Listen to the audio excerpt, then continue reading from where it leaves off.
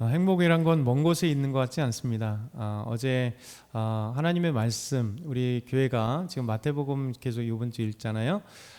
어제 분량이 마태복음 18장부터 21장의 말씀이에요. 그래서 말씀을 읽으면서 예수님의 그 말씀이 얼마나 마음에 와닿고 용서에 대해서 또 예수님 마지막에 대한 말씀을 해주시면서 그 생각을 했어요. 참 용서해야 되겠다. 참 70번에 70번이라도 용서해 줘야 되는데 참 그런 마음들을 갖고 있으면서 참 이게 넓지 못하다라는 생각을 하게 돼요. 왜냐하면 운전을 하게 되면 막 끼어들면 화가 나고 순간순간 이런 우리의 삶의 감사보다도 어떤 때 순간적인 화들이 이렇게 나게 되는 경우가 있습니다. 그래서 말씀을 보면서 예수님의 말씀을 우리가 순종하는 것이 얼마나 중요한지, 그러면서 말씀에 대해서 다시 한번 다짐하면서 나도 용서해야겠다, 겸허하게 살아야겠다. 예수님의 말씀, 이제 십자가에 죽으시다는 이제 예언의 말씀, 앞으로 이 말씀을 하시는데 제자들은 엉뚱한 얘기를 하잖아요. 그렇죠? 그래서 이런 말씀들을 쭉 보면서 기쁨이 넘친다. 그래서 우리에게 가장 큰 기쁨은 하나님의 말씀을 듣는 것이다 라는 생각이 들어요. 그래서 하나님 말씀대로 순종하고 나아갈 때 하나님의 역사하시는 그 능력의 말씀이 우리 삶 가운데 능력으로 나타나고, 또 말씀에 순종할 때 하나님의 복을 주시는 아름다운 은혜. 또 한 가지는 축복한다는 게 또한 얼마나 기쁨이고 감사한지 모르겠습니다. 새벽마다 이제 예배가 끝나고, 예배 전이나 특별히 예배 끝나고 이제 쭉 기도할 때 저도 이제 계속 성도의 이름 한 분 한 분 불러가면서 삶에 기도를 하죠. 여러분의 모두 기도합니다. 그때 이제 기도할 때 얼마나 감사한지 모르겠어요. 짧게 쭉 성도를 불러가지만 그 분을 위해서 사업이나 직장이나 그 가정이나 또 아이들을 위해서 기도할 때마다 보이지 않는 마음의 기쁨과 감사가 넘쳐나잖아요. 그러니까 우리가 하나님의 말씀과 함께 한다는 것, 또 누군가를 이렇게 계속해서 우리 자녀가 됐던 교회가 됐던 이 나라 민족이 됐던 누군가를 향하여서 하나님께 중보의 기도를 할 수 있다는 것, 축복할 수 있다는 게 얼마나 기쁨인지 모르겠습니다. 이 발람과 발락은 사실 이 두 가지를 다 받았음에도 불구하고 그들의 삶 가운데 기쁨이나 감사가 없어요. 그리고 발람도 마찬가지입니다. 세 번이나 하나님 앞에 예언의 말씀, 하나님이 말씀하게 하시고 또 여호와의 사자도 보고 하나님의 음성도 듣고 예언하게도 하셨다면, 비록 그가 우상을 섬기던 자였고 무당과 같은 자였고 거짓 선지자이긴 하나, 돈 받고 그런 일을 행하는 자나 아마 그 삶이 완전히 변화되고 그냥 받을 때 우리 같았으면 하나님의 영광의 그 예언을 했는데요, 하나님의 사자를 눈으로 봤는데요, 나귀가 말하는 놀라운 기적을 체험했는데요, 어떻게 하겠어요? 사실은 감격과 기쁨에서 할렐루야 부르면서 제가 부족한 제가 하나님의 말씀을 들었습니다, 제가 하나님께 예언을 했습니다, 이런 아름다운 감사의 고백이 있잖아요. 근데 오늘 말씀까지 끝에를 보면 25절은 뭡니까? 그냥 서로 각자의 길을 간 거예요. 발람도 자기 곳으로 가고 발락도 자기 길을 가고 목적을 이루지 못한 거죠. 선한 목적이 아니라 악한 목적인 거죠. 발람은 돈을 받고 저주하기를 위해서 고용된 자, 발락은 그 무당을 돈을 주어서 이스라엘을 저주하게 하는 목적. 근데 하나님은 그 목적을 이루지 못하게 하니 사실은 여기에서 가장 큰 거를 찾아야 된다는 생각이 들어요. 무엇을 찾아야 되는가 하면 하나님을 만나야 되는 것. 그렇죠? 목적은 불순했으나 하나님이 놀랍게 예언하게 하시고 만나게 하셨다면 그 하나님 앞에 나와 감사와 기쁨과 영광과 감격에 차서 자신이 지금까지 알고 있었던 그 우상들을 다 버리고 여호와 하나님이 말씀하셨구나, 여호와 하나님이 이렇게 살아계시구나 하고 아마 하나님께 자복하고, 발락도 우리 모압이 비록 이 이스라엘 백성들과 대적하려고 하는데 저 하나님이 너무나 강대하시구나, 저 하나님 말씀하시는 분은, 그러면서 아마 눈물을 흘려야 될 것 같아요.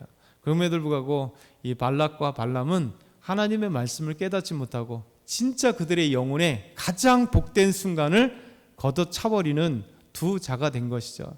그래서 우리가 이런 말씀을 읽으면서 참 우리에게 다시 도전을 해야 돼요. 하나님의 말씀을 듣는다는 게 얼마나 행복한 것인가. 그 말씀을 들을 때 행복을 누리지 못한다면 어찌 보면 그것은 비참함인 것 같아요. 영적 어둠인 것 같아요. 그래서 우리가 하나님의 말씀을 받고 듣고 기억한다는 것, 감사하는 것, 그것이 소중합니다. 오늘 발락은 이스라엘 축복하는 발락을 책망하고 또 위협하죠. 10절부터 11절 보면 발락이 발람에게 노하여 손뼉을 치며 말하대요. 화가 났습니다. 막 손뼉을 치면서 얼마나 화가 났는지, 그렇죠? 우리도 화나면 막 어떻게 할지 몰라갖고 막 이치기도 하고 막 이런 표현 같아요. 발락이 발람에게 막 노가 화나니까 막 손뼉을 치면서 말하대. 내가 그대를 부른 거는 원수에게 저주를 하게 하는 거지 축복하게 하는 게 아니지 않냐. 얼마나 화가 났으면 그렇게 얘기를 합니다. 그런데 그대가 3번이나 이 축복을 했다, 그렇게 얘기를 하죠. 그러므로 그대는 이제 그대의 곳으로 달아나라는 겁니다. 내가 어떻게 할지 모른다는 거죠. 달아나라. 내가 너를 심히 존대하게 하기 위해서 불렀는데 내가 그걸 다 잃어버렸다. 하나님이 막았기 때문에 너를 존대하게 하지 못한다. 그 존대하게 하기 원하는 건 뭐냐면 돌을 주면서 이스라엘 저주하고 그 목적을 달성했을 때, 야, 발람 너에게 엄청난 존귀와 부를 줄 건데 내가 걷어찼다는 거죠. 이 발락이 하나님의 말씀을 들었음에도 이런 행동으로 나타나고 이런 말로 나타나는 거죠. 그러니까 죄인의 본성입니다. 하나님의 말씀을 들어도 깨닫는 것이 아니라 화가 나는 것. 그렇죠? 그러면서 하나님의 은혜를 잃어버리고 오히려 자기 목적만을 달성하기 위한 이 악함의 모습이 있는 거죠. 그러면서 두 번째는 발람은 발락에게 여호와의 말씀을 내가 전하지 않을 수 없다라고 그렇게 얘기를 합니다. 우리 12절과 13절 한번 같이 다시 한번 읽어볼까요? 12절 13절 시작. 발람이 발락에게 이르되 당신이 내게 보낸 사신들에게 내가 말하여 이르지 아니하였나이까. 가령 발락이 그 집에 가득한 은금을 내게 줄지라도 나는 여호와의 말씀을 어기고 선악간에 내 마음대로 행하지 못하고 여호와께서 말씀하신 대로 말하리라 하지 아니하였나이까. 발람은 발락이 이렇게 말하죠. 그러면서 세 번째 발락이 이제 어떻게 될 것, 이스라엘 백성들이 후일에 어떻게 당신에게 행할 거에 대해서 말한다, 이렇게 얘기하죠. 14절을 보면 이제 나는 이 백성에게로 돌아가거니와 들으소서.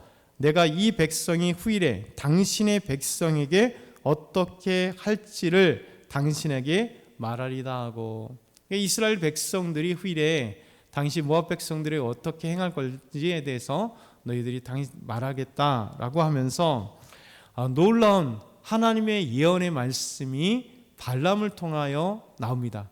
근데 여러분 그저께인가요? 잠깐 언급됐던 거 있죠. 발람을 통해서 놀라운 예언의 메시지가 나온다. 예수님의 예언은, 이 땅에 메시아가 오실 예수님의 예언이 이 발람 선지자, 이 거짓 선지자를 통해서도 하나님께서 놀랍게 역사를 하세요. 그러면서 그렇게 말씀하시는데 16절부터 17절 보면 하나님의 말씀을 듣는 자가 말하며 지극히 높으신 자의 지식을 아는 자, 전능자의 환상을 보는 자, 엎드려서 눈을 뜬 자가 말하기를. 동일하잖아요. 앞에도 발람이 자기에 대해서 이렇게 얘기를 합니다. 그러면 이런 자기의 자신에 대해서 얘기하면 하나님의 말씀을 듣는 자면 겸손해야 되는데 계속해서 발락의 그 돈 준다는 유혹에 계속해서 또 얘기하고 안 주니까 또 기다렸다가 또 얘기하고 이러잖아요. 그러면서 사실 하나님 앞에 우리는 연약함을 두고 겸손함으로 나가잖아요. 하나님 만나면. 근데 이 발람은 자기를 무지하게 높입니다. 하나님의 말씀을 듣는 자, 그렇죠? 지극히 높은 자의 지식을 아는 자, 자기를 되게 높여요. 하나님의 모든 지식을 아는 자, 전능자의 환상을 보는 자, 엎드려서 눈뜬 자라 말하기를. 이게 자기 자신을 끊임없이 거짓 선지하는 발람을 자기를 또 높여가지고, 그러니까 하나님을 만났다라는 거죠. 이방 선지자들, 이방 이 무당들이 다 그렇습니다. 그렇잖아요. 내가 우리나라 무당도 동일한 예를 드는데 무당도 그랬잖아요. 내가 누구 신을 모시는데 이러잖아요. 권율 장군 신을 모시는데, 이순신 장군의 신을 모시는데, 내가 어떤 신을 모시는데 하면서 내가 동자 신을 모시는데, 그러니까 이 레벨을 얘기하면서 자기 자신의 그 높음을 얘기하는 것이 일반적인 어떤 그 죄인들의 특성이에요. 그렇죠? 내가 어떤 자리에 있는데, 내가 어떤 사람인데, 이렇게 다 자기 자신의 그 지위와 명성과 그런 것을 막 쫙 얘기를 하잖아요. 발람이 그런 거예요. 발람이 하나님을 만났음에도 불구하고 이 죄성 가득한 발람은 자기를 그냥 엄청나게 높이는 거예요. 위대하신 하나님 만났다는 거예요. 그러면서 여기에 이제 예수님에 대한 놀라운 예언의 메시지가 나옵니다. 내가 그를 보아도 이때의 일이 아니며 내가 그를 바라봐도 가까운 일이 아니로다. 한 별이, 여기 있어요. 한 별이 야곱에서 나오고 한 규가 이스라엘에게서 일어나서 모압을 이쪽에서 저쪽까지 쳐서 무찌르고 또 셋의 자식들을 다 멸하리로다. 이스라엘 자손들이 모압을 멸하는데 거기에서 갑자기 한 규와 한 별이 나옵니다.